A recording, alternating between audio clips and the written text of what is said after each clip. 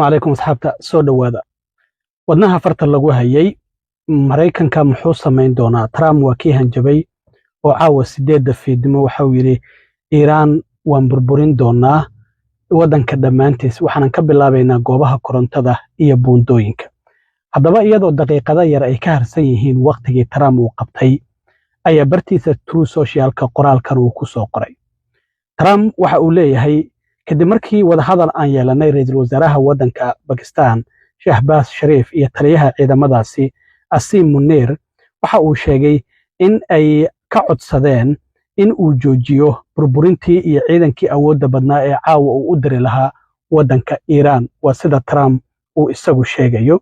sidaas darteed waxa uu yiri arrintaasi ka duulaya waxa uu yiri dawladda Islaamiga ah ee Iran markii hore dawladda argagixisada ayuu dhihi jiray laakiin hadda waxa uu leeyahay dawladda Islaamiga ah ee Iran waxa iyaduna ogolaatay xabajoojin degdeg ah isla markaana inay si nabad ah ku furto marinka Hormuz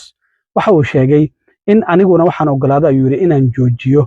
duqeyntii aan ku sameyn lahaa wadanka Iran iyo waliba weerarkii aan ku qaadi lahaa muddo 2 toddobaad ah ayaan joojiyay ayaa madaxweyne Trump uu leeyahay wuxuuna sheegay sababta uu arrintan uu u sameynayo inay tahay mar hore ayaan waxaan gaarno leeyahay dhammaanba ujeedooyinkeennii dhinaca militariga oo wadanka Iran aan ka lahayn sidaas darteed waxa uu sheegay in hadda 2 toddobaad ee xabajoojinta ah ay horseedi doonto nabad waarta oo ka dhalata bariga dhexe iyo waliba Iran ka dhacda sidaas darteed ayaa madaxweyne Trump waxa uu leeyahay waxaan gabi ahaanba hadda hagad kelinaya duqeyntii aan ku sameyn lahaa Iran muddo 2 toddobaad ah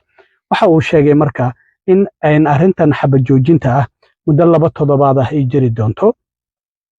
Iran waxa uu yiri waxay noo soo bandhigtay 10 qodob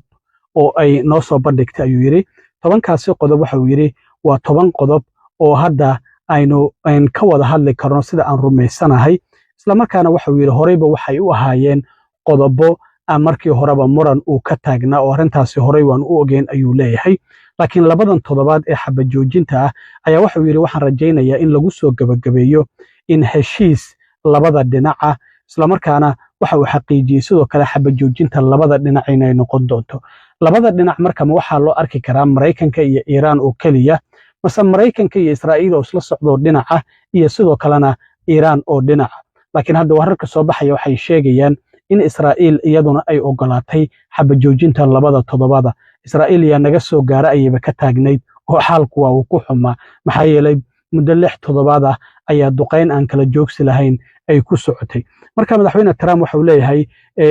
aniga oo ah yiri madaxweynaha Mareykanka isla markaana afka dawladda Mareykanka ku hadlaya isla markaana matalaya wadamada bariga dhexe waxa sharaf ah inaan xaliyay problem muddo dheer jiray macnaha waxa uu leeyahay Iran hadda ma lahan awoodii ay lahayn jirtay sida darteed aniga ayaa mudan amaantaas ayuu leeyahay sida uu sheeganayo Trump oo qoraalkiisa uu ku sheeganayo marka madaxweynuhu sidaas ayuu soo qoray Iran dhinaceeda ilaa hadda wax wara ma aysan ka soo bixin laakiin Trump sida uu leeyahay Pakistan ra'iisul wasaarahooda iyo taliyaha ciidamada ayaa arrintan soo gaarsiiyay isla markaana waxay isla garteen in 2 toddobaad oo xabajoojina la sameeyo marka duqeyn Mareykanku uu duqeeyo wadankaasi Iran oo goobihiisa korontada iyo buundooyinka uu burburiyo Iran waxa ay sheegtay in ay awood ay uga jawaabi lahayd iyadoo sidoo kalena sheegtay shirkadaha waaweyn ee shidaalka ee Sacuudiga gaar ahaan kuwa Bahrain iyo Qatar iyo gabi ahaantoodba Imaaraadka inay bartilmaameysan lahayd Aramco ayay sheegtay sidoo kalena Fujairah oo Qatar ah ayay sheegtay shirkado fara badan oo shidaal ah xitaa waxa la sheegay in ila xiriirtay Qatar oo ay tiri naga raali noqda oo ku qasbanahay arrintan inaan sameeyno adinka Mareykanka saldhig ka siiyay wadankeena Qatar marka waxa laga cabsi qabay in shirkadaha korontada meelaha korontada wadamadaasi siiya qaliijka iyo waliba Israa'iil in ay burburin lahayd Iran hadii iyagana la burburin lahaa goobahooda korontada iyo sidoo kalena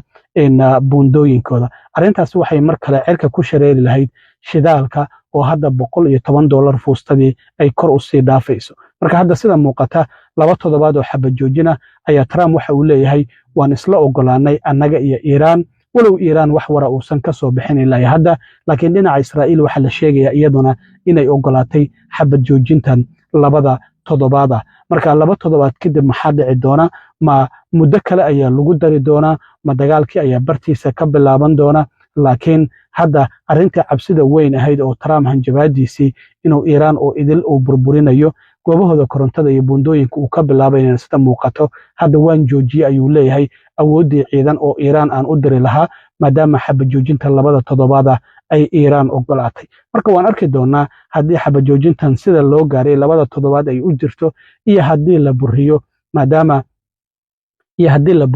maadaama laga yaabo in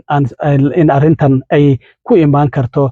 xabajoojintan sidii loogu talagalay inaysan u dhaqan gelin laakiin hadda sidaasi ayaa Trump uu soo qoray bartiisa Truth Socialka ayuuna ku soo qoray wadamada caalamka marka aad ayaa arrintan looga warsugaya Mareykanku tilaabo nuucee ah ayuu qaadi doonaa muxuu bartilmaameedsan doonaa waxaan ognahay in 6 toddobaad duqeyn ay ku socotay Iiraan iyaduna dhankeeda ay bariga dhexe iyo sidoo kalena wadamada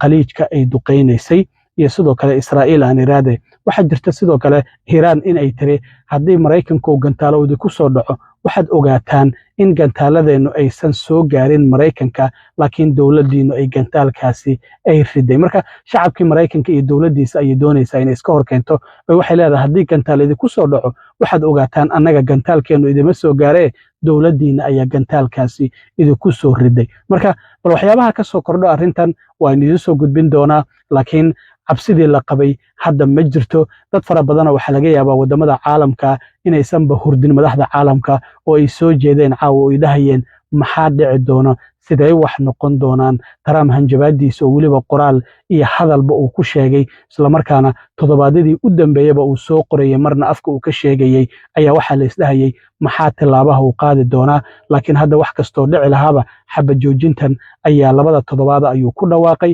waxana uu sheegay in Iiraan ay ogolaatay Israa'iilna dhinaceeda wararka laga helayo waxay sheegayaan in iyaduna ay ogolaatay waan arki doonaa waxyaabaha ka soo kordha asxaabay aad iyo aad u mahadsantihiin warkan degdeg ah ayaan rabay inaan idinla socodsiiyo intaan marka la kulmi doono waa saaxiibkeena cilmi waaro idinla sida iyo nabadgelyo waalidow fursadan qaaliga